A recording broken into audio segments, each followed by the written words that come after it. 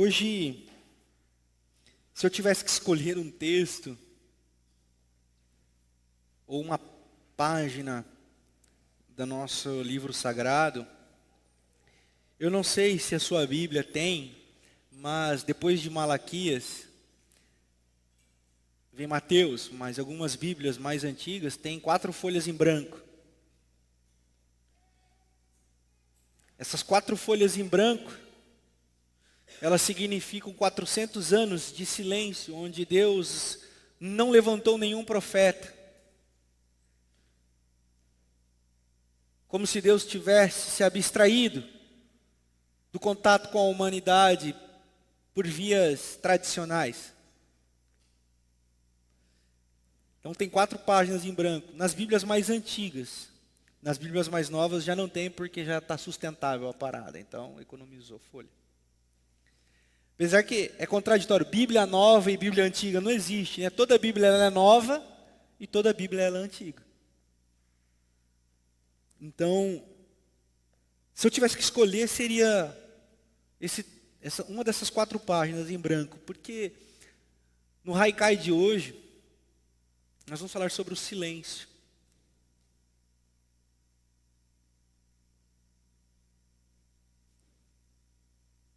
Percebe como o silêncio é ensurdecedor? E eu poderia falar do silêncio em vários aspectos. De meditação, como dos padres do deserto. De mindfulness, como técnica de meditação contemporânea, que tem ajudado muita gente. Poderia falar do silêncio como oração, mas o texto que me ocorreu falar se encontra lá em Mateus, capítulo 27. Nos versículos de número 45 e 46, quando o nosso próprio mestre, Jesus de Nazaré, ouviu de Deus o silêncio. E Jesus soltou, expressou, verbalizou a angústia da alma da humanidade. Diz assim: e houve trevas sobre toda a terra, do meio-dia às 3 horas da tarde. Por volta das 3 horas da tarde, Jesus bradou em alta voz: Eloi, Eloi, lama sabachthani, que significa: meu Deus, por que me abandonaste?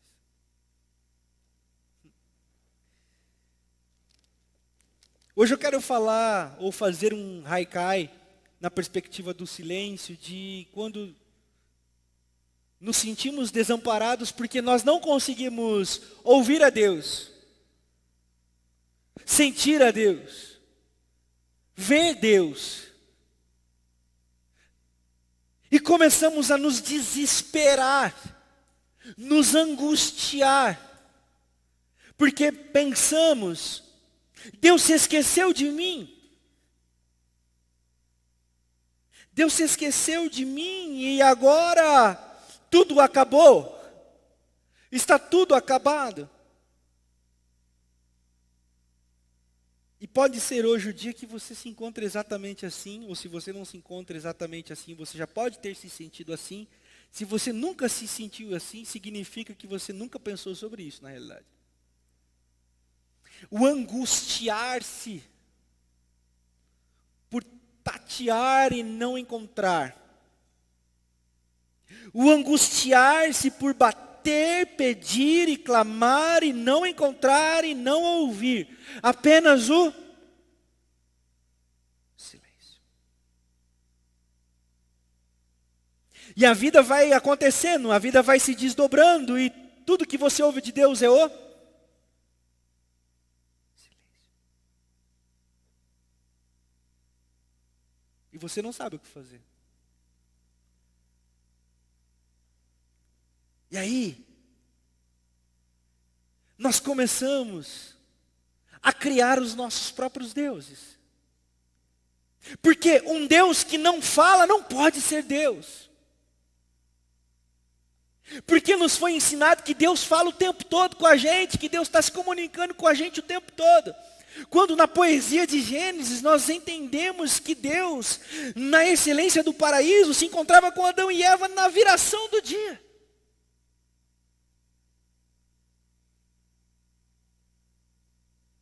Tornamo-nos como crianças. E não no sentido bom dos pequenos, mas no sentido imaturo, no sentido doente, dependente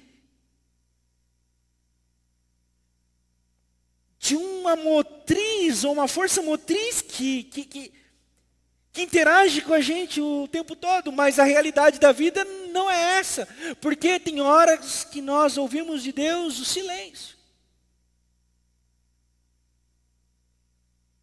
E se por um lado nós começamos a forçar ouvir a Deus, e começamos a ouvir um monte de vozes que não tem nada a ver com Deus, mas a gente acha que é, por outro lado, nós começamos a criar tipo uma culpa de que não estamos ouvindo Deus. E o que será que eu estou fazendo de errado que Deus não fala mais comigo?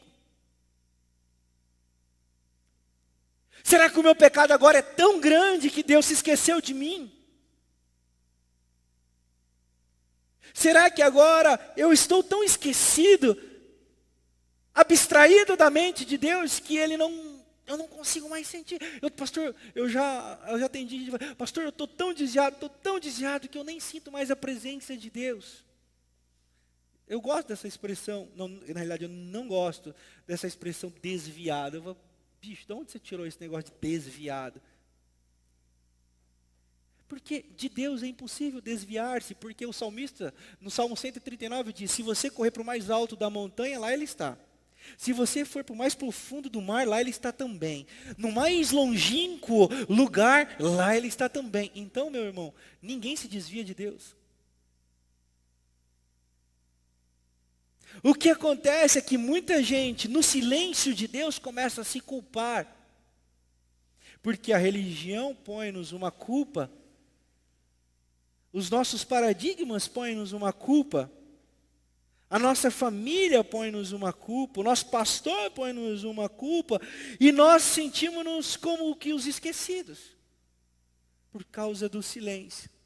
Mas Jesus de Nazaré, na sua humanidade, na cruz diz, Deus meu, que silêncio é esse? E aí você diz, mas pastor, ele não era Deus? E eu digo, ele era Deus, mas era o Filho. E como o Filho sentiu todas as nossas angústias. E a minha interpretação, e aqui é só um convite, você não precisa concordar comigo, apenas convido a reflexão é que nesse grito de angústia, Jesus gritava o meu grito e o seu grito, diante do silêncio de Deus. Ele gritava o meu grito e o seu grito diante de Deus. E você pode me perguntar, pastor, e o que fazer diante do silêncio de Deus?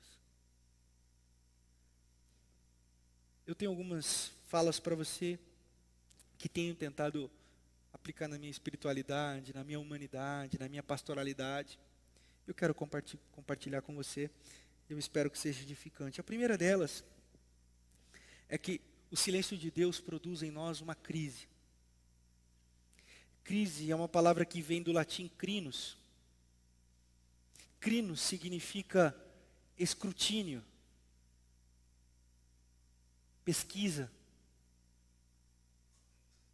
exame. Então a primeira coisa que eu quero dizer para você é que quando nós negamos as nossas crises, nós negamos um escrutínio. Nós negamos um exame de encontrarmos-nos a nós mesmos.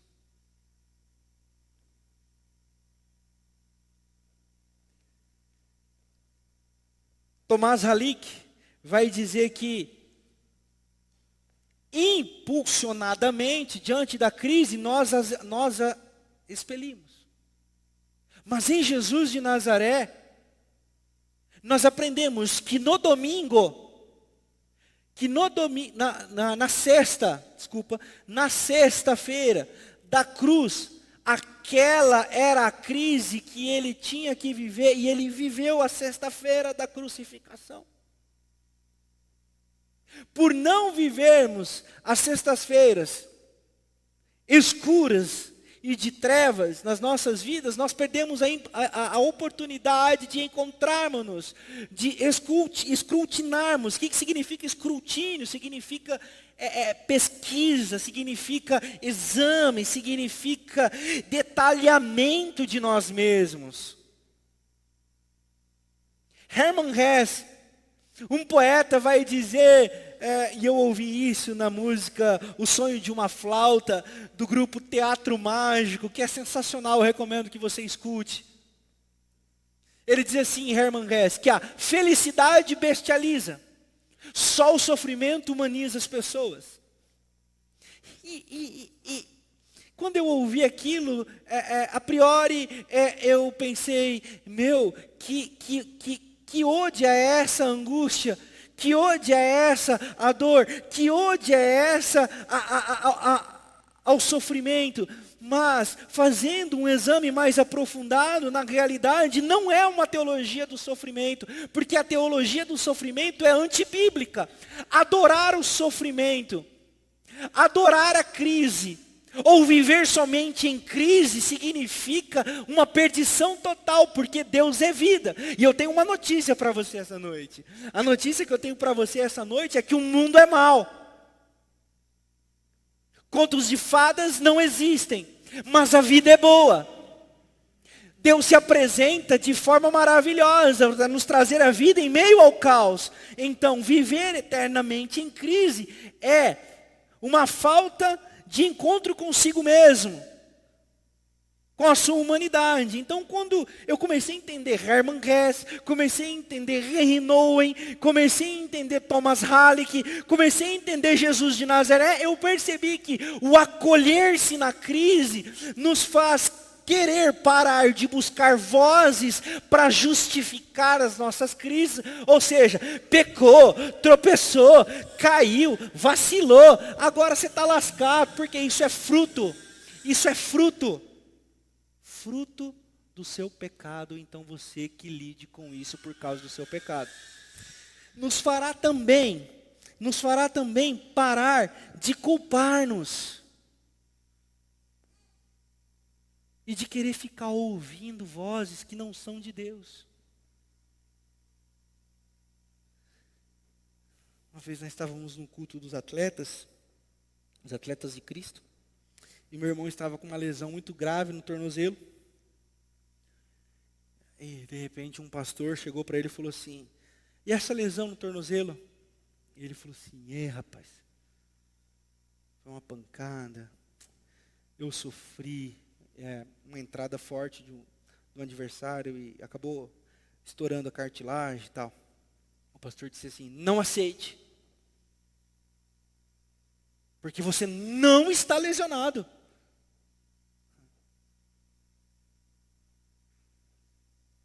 Já ouviram isso em algum lugar? Aceitar a lesão significa falta de fé. Aceitar a crise significa pequenez de fé. Aceitar a crise significa dar voz ao diabo. Aceitar o crinos que nos abate é derrota na certa. E quando meu irmão compartilhou comigo aquilo, eu falei assim, o que esse pastor diz sobre Jesus quando Jesus clamou, Eloi, Eloi, lama sabachthani. Derrotado? Desce daí. Inclusive, se você continuar lendo o texto, você vai ver pessoas como esses pastores, ali embaixo, dizendo assim, salvou todo mundo, salva você mesmo, não tem fé não. Diz que é Deus. E olha a derrota. Diz que é cristão e está em crise. Diz que é cristão e está em depressão. Diz que é cristã que busca a Deus, mas vive choramingando pelos cantos. Quando nós entendemos que a crise é uma oportunidade de escrutinarmos-nos, nós começaremos a encontrar a Deus no silêncio. No silêncio de não sabermos para onde vamos. No silêncio de não sabermos para onde estamos indo. Padre Tolentino, ele diz uma coisa muito interessante. Às vezes nós precisamos estar perdidos. Às vezes nós precisamos nos perder. A crise nos coloca diante da nossa perdição. Porque talvez só quando nós nos perdemos, nós somos encontrados. Porque ele não veio para o que era achado, ele veio para o que era perdido. E às vezes nós estamos querendo salvarmos-nos a nós mesmos. Nós queremos ouvir e ter certezas. Nós queremos que Deus mande uma resposta, mas a resposta não vem. E talvez nem virá. Talvez seja o dia da sexta-feira, quando as trevas cobrem a face da terra e você não escuta. E não tem nenhum problema com você. Não tem nenhum problema com sua fé. Talvez seja só uma sexta-feira.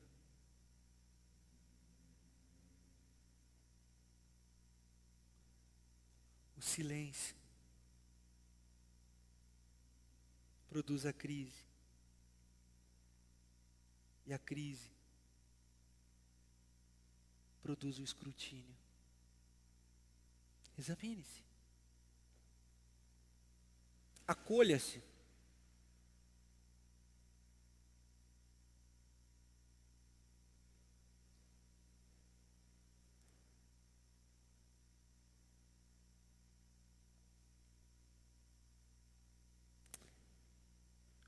O mundo precisa de acolhimento e não de explicação.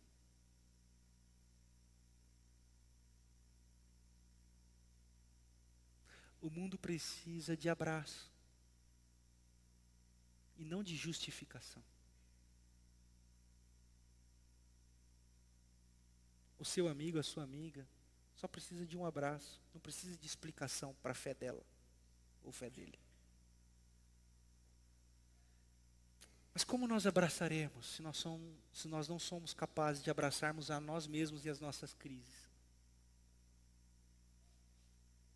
Que Deus é esse que não ama a gente, não ama as nossas crises, e a gente diz que amou o mundo e salvou o mundo, e a gente quer converter as pessoas à nossa fé, que não é capaz de acolher a gente mesmo.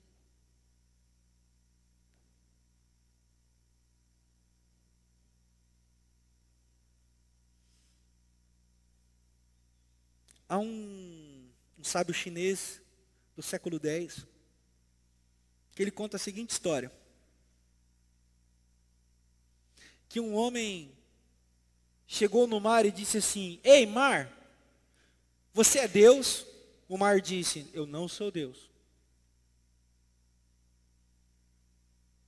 E ele foi para o vento e disse: "Ei, vento, você é Deus?" E o vento disse: "Eu não sou Deus." E ele foi para o sol. "Ei, sol, você é Deus?" O sol disse: "Eu não sou Deus." E ele foi para os animais. "Ei, animais, vocês são Deus?" E os animais disseram: nós não somos Deus nem deuses. E aquele homem foi tomado de angústia. E ali, ele encontrou Deus. O que eu quero dizer com isso?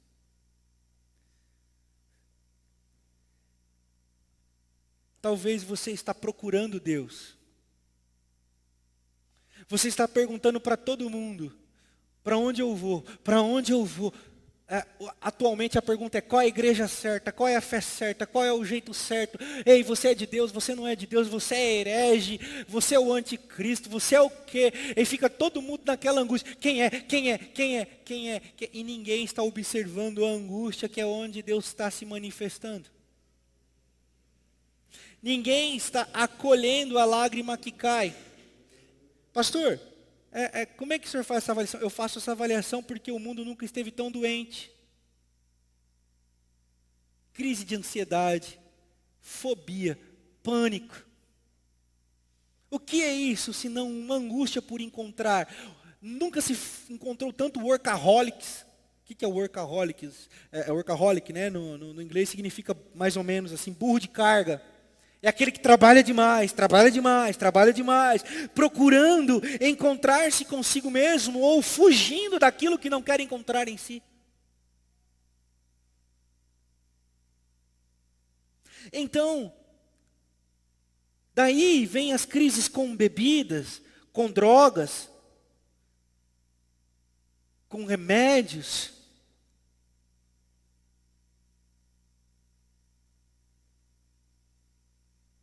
Eu quero fazer aqui é uma linha muito tênue do que eu vou dizer aqui.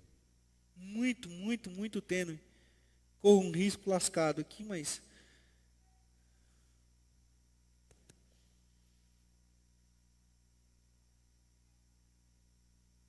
Nunca se vendeu tanto remédio antidepressivo como agora na história da humanidade. Até pela própria ciência, né? Que foi descobrindo e tal. Mas eu não sei se é essa uma forma de fuga. O que eu não estou querendo dizer? Porque ultimamente eu tenho que dizer o óbvio. O que eu não estou querendo dizer? Que tomar remédio é ruim. Que ir no psicólogo é ruim. Que ir no psiquiatra é ruim. Não é isso que eu estou querendo dizer. Eu só estou querendo dizer, num caminho de espiritualidade, que nós temos uma angústia nascendo dentro da humanidade. Por não saber lidar com a sua própria humanidade. Com a sua fatalidade. E por não sabermos acolher a nossa fatalidade, a nossa humanidade, tornamos-nos intolerantes à fatalidade e à humanidade do outro. Então o que falta em mim, eu projeto no outro. Por não ser capaz de acolher a mim mesmo, eu digo que todo aquele que é diferente de mim deve morrer. Deve acabar.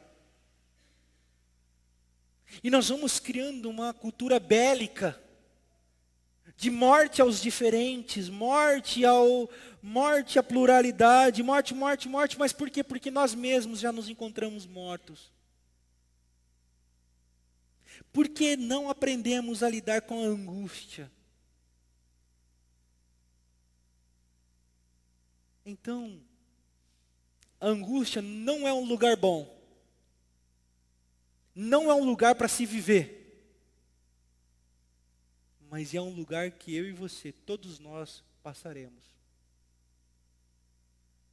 Então precisamos aprender a lidar com ela, como Jesus passou. E nos ensinou.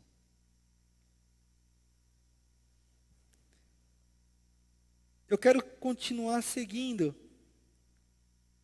Porque depois da sexta-feira vem o sábado. E sábado é o lugar onde nós não sabemos o que fazer. Porque aquele que dizia ser o Deus, o nosso Deus, morreu. A fé que nós tínhamos inspirada, carnalizada no sentido somático e não no sentido da sarx ou concupiscência da carne, mas aquele carnalizado, o tabernáculo vivo já não está mais entre nós. E Pedro diz: voltarei a pescar, voltarei a pescar, voltarei para a minha antiga vida.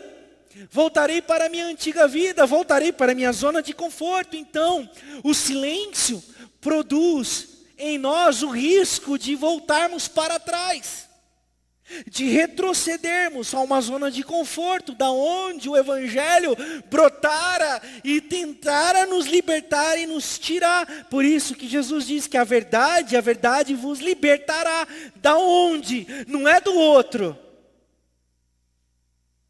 A verdade liberta não é do outro. A verdade me liberta de uma zona de conforto de quem eu era e de quem mais eu não sou e nem devo voltar a ser. Mas o pecado bate a porta. Gênesis capítulo 4, Caim, o pecado bate a sua porta e ele quer te dominar. Vigia, Caim. É aí que aparece, como eu falei domingo passado, a primeira vez a palavra pecado no nosso texto sagrado. A primeira vez que a palavra pecado aparece, então, é em relação ao que nós podemos fazer com o outro. Não é lá quando Adão e Eva pecam. Porque para Deus, pecado mesmo é não entendermos o outro. Então, no sábado, nós começamos a voltar para quem éramos. E aí, eu trago à tona a história dos dois discípulos a caminho de Emaús. Quem se lembra da história dos dois discípulos a caminho de Emaús? Estavam indo, dois cabeças de guidão, dizendo: o cara vazou, hein? Mataram o cara, e agora, hein? Dois cabeças de guidão, por quê? Porque ele já tinha dito: eu vou morrer. E os caras não acreditaram, tanto que Pedro falou: vai morrer nada, irmão. Que? Nós não vamos deixar não. Morreu. Fatalidade, angústia. As coisas aconteceram como nós achávamos que não deveria acontecer. Realidade. Morreu. Aí estão os dois lá. Então, rapaz, mataram o Filho de Deus. Aí chega Jesus.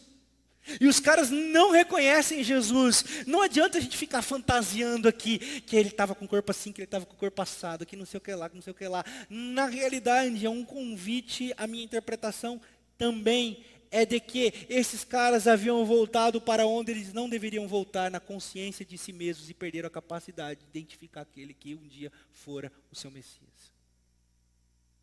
Então estão os dois no caminho de Emaús. Aí Jesus chega e fala: e aí, o que aconteceu aí, rapaziada? O que está pegando? Aí os caras: ei, mano, qual é? Chegou agora? Estava onde? Você não ficou sabendo, não? Mataram o nosso mestre, o grande profeta, poderoso em obras, o Filho de Deus. Os caras não identificaram porque já haviam voltado para a zona de conforto. Então foram incapazes de perceber. Aí Jesus fala assim: é nada. Puxa vida. E aí eles chegam no lugar onde eles deveriam parar. E Jesus deu um migué. A Bíblia diz que Jesus fez que ia passar. E aí os caras falam: já está tarde. Você é um peregrino em Jerusalém, fica aqui com a gente. E Jesus ficou com eles. E Jesus se assentou à mesa com eles. E na zona de conforto eles não perceberam. Eles não perceberam. E quando eles foram orar pela partilha do pão, um diz para o outro: ei, não ardia em nossos corações quando ele falou conosco aquele dia? E quando eles abriram os olhos para contemplar, já não estava mais, só estava o seu lugar. Por quê? Porque é na partilha do pão, é na mesa, é no lugar do outro que nós começamos a identificar que a sexta-feira acabou e o domingo se aproxima. Eles tiveram um sinal de vida, um sinal de esperança, um sinal daquilo que eles outrora ouviram, estava quase que brotando novamente em seus corações. Isso era o sábado. Porque no domingo pela manhã, quando as mulheres vão preparar o corpo de Jesus com ervas. Preparar, que eu digo, é ungir, limpar, trocar as ervas. O corpo já não estava mais lá. O domingo já surgira. Já amanhecera, a trevas já não estava mais cobrindo a face da terra. Agora o sol da Páscoa, o sol da passagem, o sol que nasce no domingo da esperança, começou a brotar.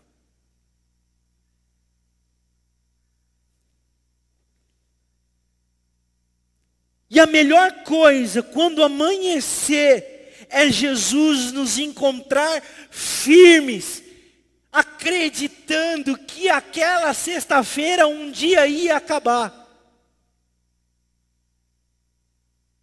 E a melhor coisa é Jesus encontrar a sua igreja reunida. E é interessante que Jesus diz assim, pelos lápis ou penas, vamos falar, canetas do apóstolo Lucas, do discípulo Lucas, assim, por acaso o Senhor encontrará fé na terra quando voltar? Você já ouviu falar desse versículo? Você lembra desse versículo? Bem, todo mundo fica pensando no Armagedon, todo mundo fica pensando naquela besteira daquele filme, como é que eu até esqueci o nome daquela série besta lá, Deixados para Trás. Fica pensando daquela série de filmes lá, mirabolantes e tal.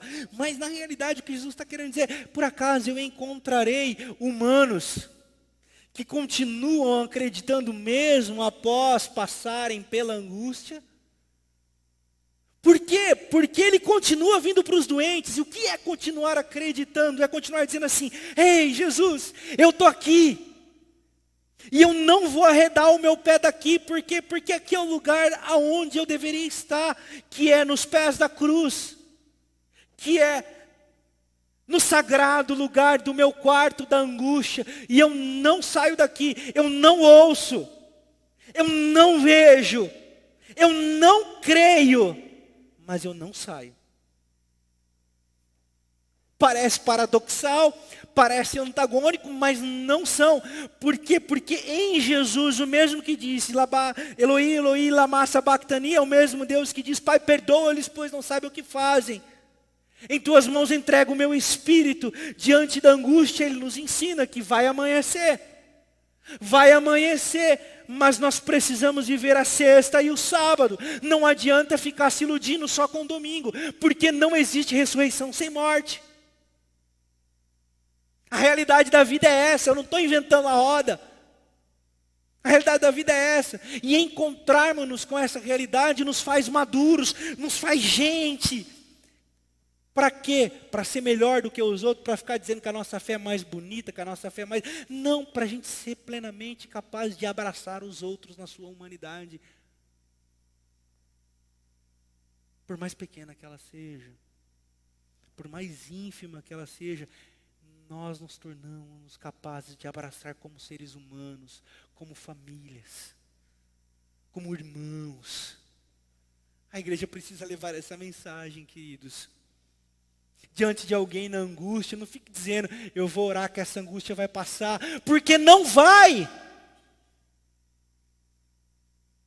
Eu vou orar porque esse problema vai resolver. Não vai.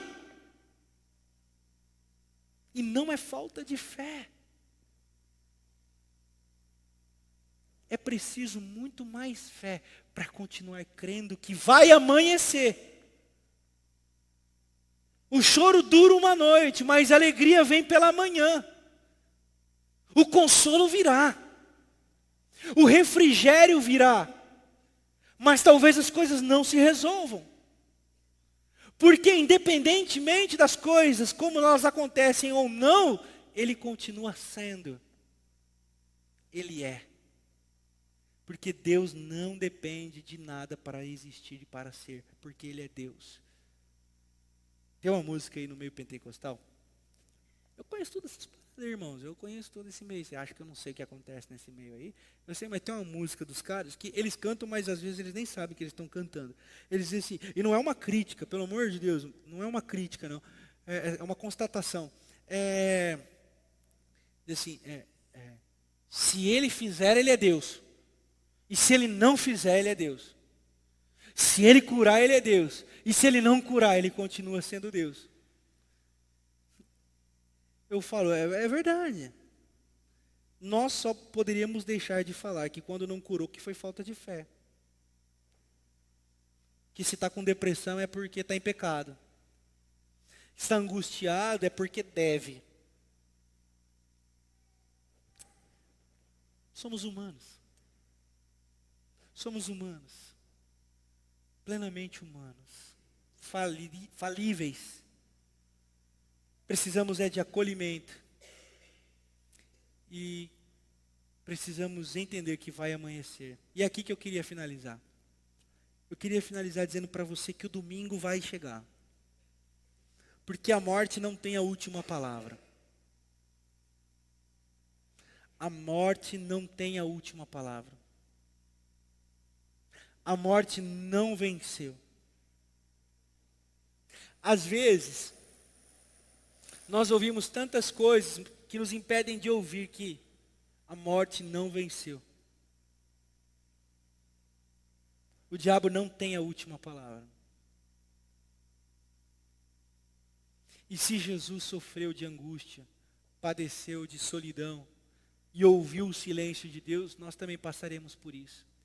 Mas assim como ele, nós somos chamados para reinar no reino da vida, porque ele é o primogênito de muitos irmãos e nos tirou da morte, do estado de penumbra, e nos conduz para a maravilhosa luz. Por isso eu quero convidar você essa noite a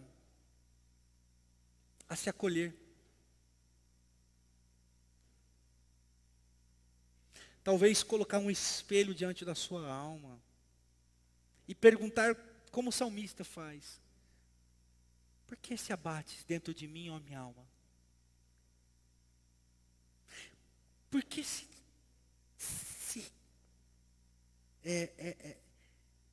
contorce dentro de mim e me causa tudo isso?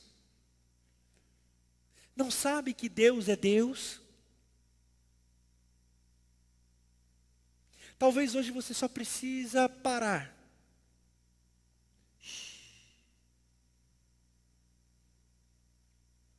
E dizer para você mesmo, não está tudo bem. E está tudo bem não estar tudo bem. Pegou a visão?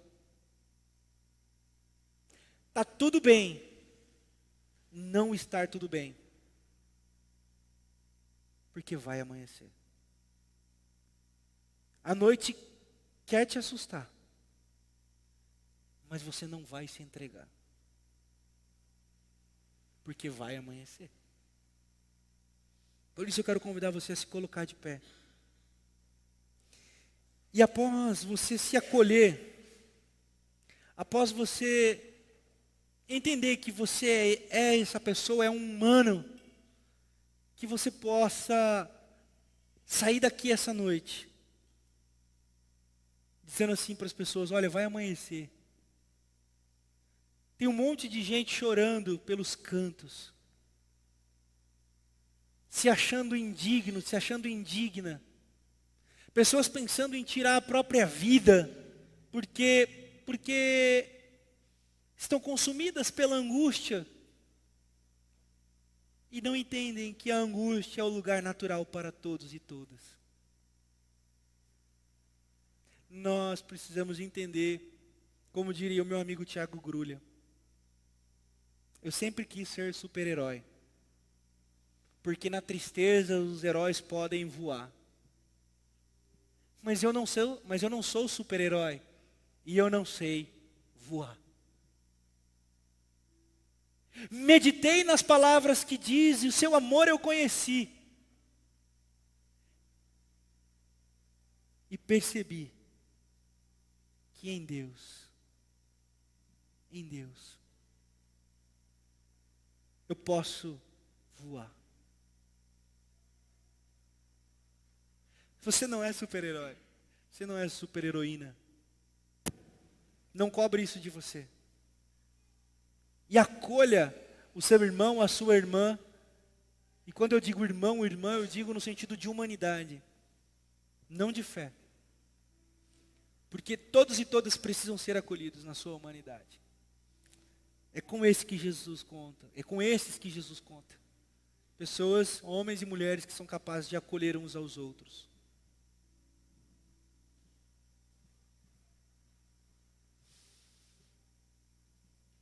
Que você encontre um lugar de silêncio.